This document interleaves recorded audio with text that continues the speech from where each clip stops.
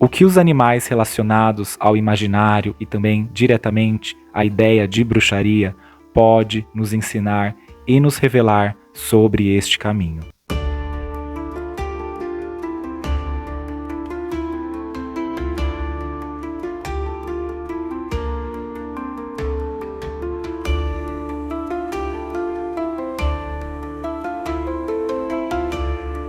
Olá, eu sou o Sérgio Lourenço, sacerdote wicano da tradição de Taliesin, e você está no meu canal Minha Vida de Bruxo.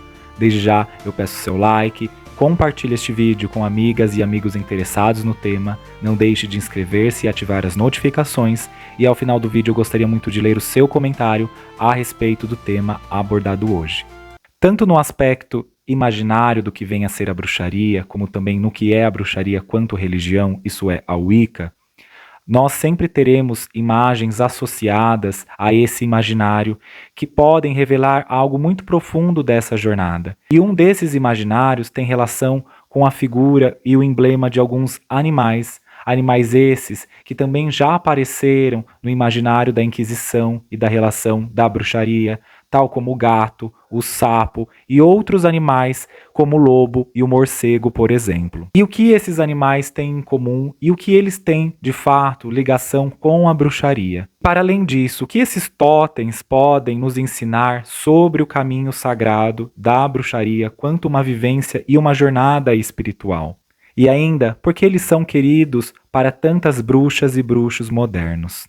Falar sobre os animais e a sua relação com o sagrado é nos lembrarmos da nossa interdependência com todos os seres da natureza manifesta e é nos colocar novamente num lugar ecológico, circular, horizontal nessas relações, pois os animais também são mensageiros espirituais, são também portadores de uma magia, de um conhecimento e também funcionam e já funcionaram para alguns povos da antiguidade como guias e também mensageiros de verdades ou aspectos divinos, ou muitas vezes emblemas de um novo ciclo que irá começar ou terminar, como muitas vezes associamos até hoje a ideia, por exemplo, do aparecimento de alguns animais como augúrio, como uma mensagem, como um presságio de nascimento, de vida, de morte. É importante lembrarmos também que a humanidade só chegou onde ela chegou em seu estado atual civilizatório, porque ela também explorou muitos animais,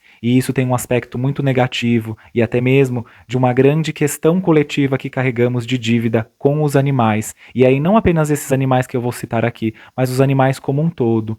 A humanidade pôde produzir agricultura porque teve bois, a humanidade conseguiu explorar grandes distâncias porque teve cavalos, a humanidade conseguiu aquecer-se em invernos tenebrosos porque utilizou da pele de animais que nós caçamos.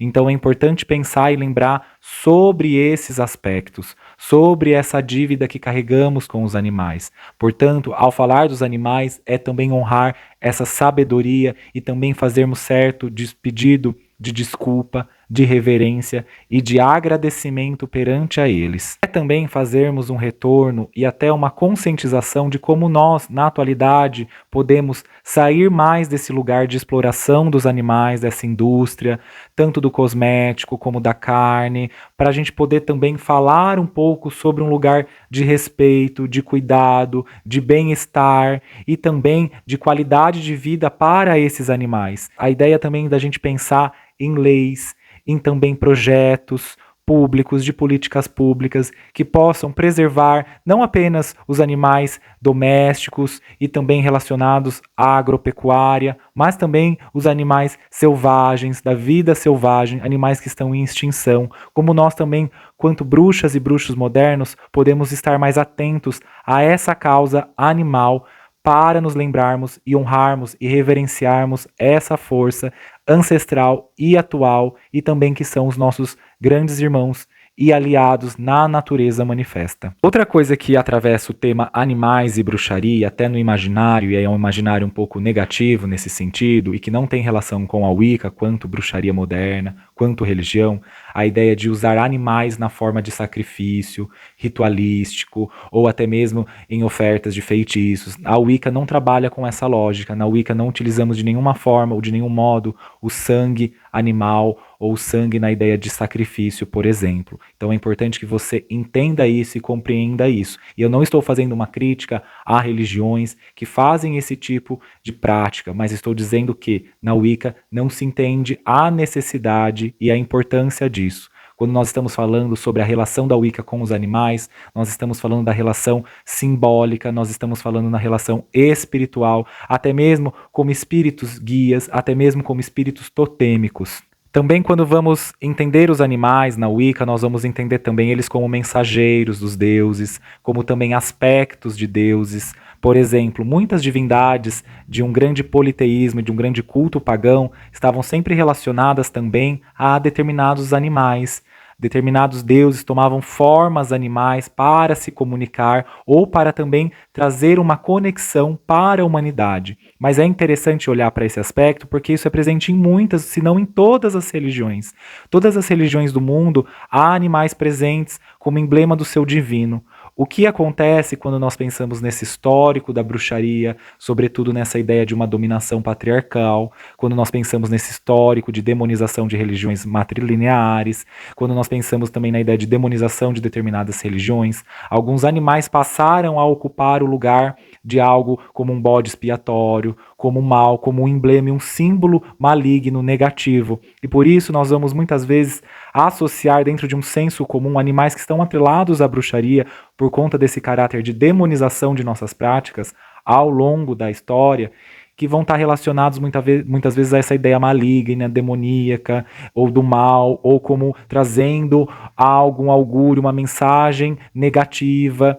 E aí vamos ter a ideia de pensar a serpente como algo que lembra a falsidade, o perigo, o morcego, a ideia das sombras, ou de um mal, ou do vampiro, o sapo como algo também usado, instrumentalizado nesse imaginário para trazer um sortilégio negativo, uma mariposa que aparece em nossas casas como emblema da morte, a coruja como alguém que está ali prevendo algo que é de ordem negativa. E na Wicca, na bruxaria, nesse caminho pagão, nós vamos fazendo outras releituras disso. Releituras que, na verdade, estavam atreladas a um outro tipo, uma outra vivência, uma outra perspectiva de vida, que não estava atrelado a essa dicotomia bem versus mal, e também não estavam dentro de uma lógica em que há o mal absoluto.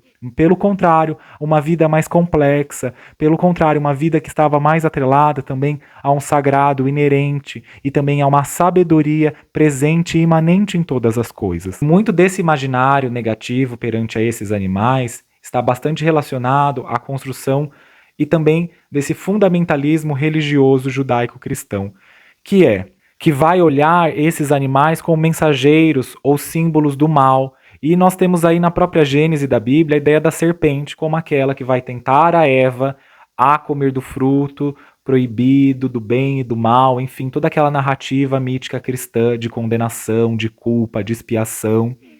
E a serpente passa a ser esse símbolo da tentação, por exemplo.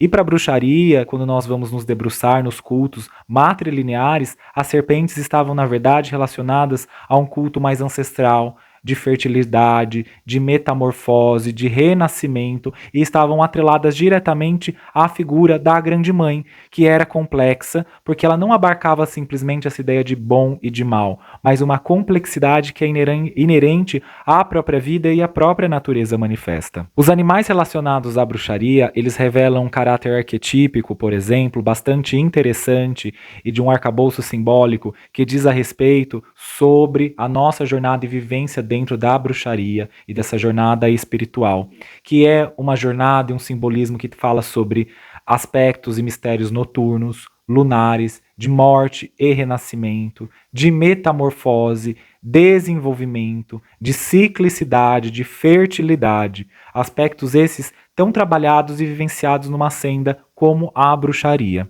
Nesse sentido, então, o sapo, por exemplo, está relacionado à imagem da bruxa e da bruxaria, porque ele é um ser anfíbio, tal como a bruxa, porque nós, bruxas e bruxos, sabemos transitar entre os mundos, tais como o sapo.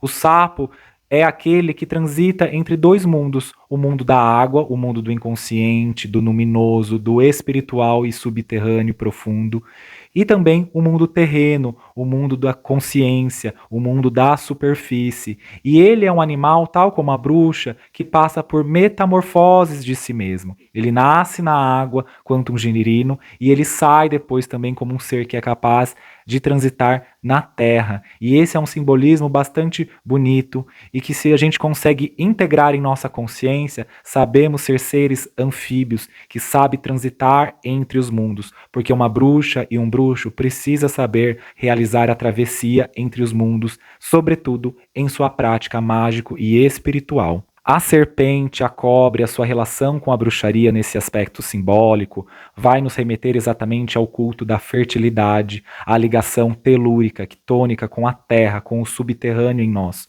E também nos lembrar da nossa energia de fertilidade, de sexualidade. E não apenas isso, o quanto somos capazes de morrer e renascer em vida várias e várias vezes. As bruxas, nós bruxas e bruxos, assim como as cobras, sabemos que é preciso trocar de pele, que muitas vezes a pele espiritual que habitamos, ela precisa se alargar, ela precisa se transformar. Então perder a pele, trocar de pele, significa sempre estar nos renovando, nos rejuvenescendo perante uma ideia, um conceito, uma ampliação de vida.